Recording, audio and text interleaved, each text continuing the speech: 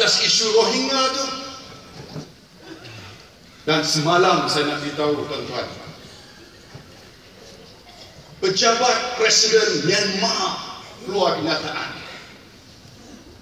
Isi kandungan itu katanya, kalau saya sebagai Perdana Menteri hadir dalam rapat umum hari esok, dia akan anggap saya campur tangan dalam urusan dalaman Myanmar.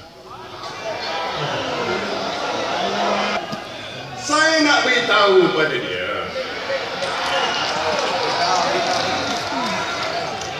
ini bukan soal campur tangan dalam urusan Myanmar. Ini adalah soal kita pertahankan nilai kemanusiaan, nilai universal.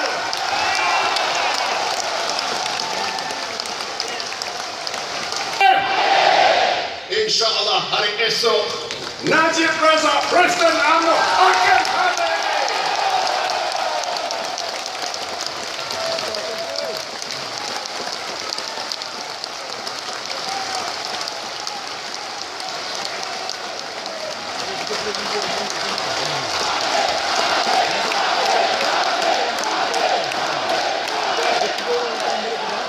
Dan saya tidak akan mengganjal seisi pun,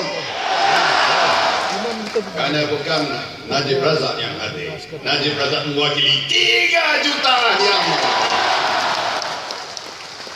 Ya, ini pendirian kita. Inilah parti yang berjiwa besar. Macam mana nak kata ini urusan dalam?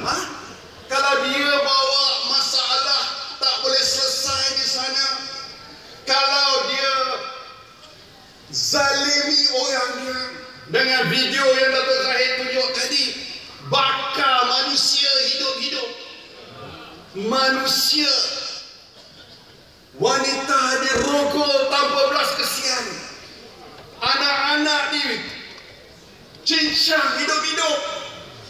Ini bukan ASEAN Community yang boleh kita terima.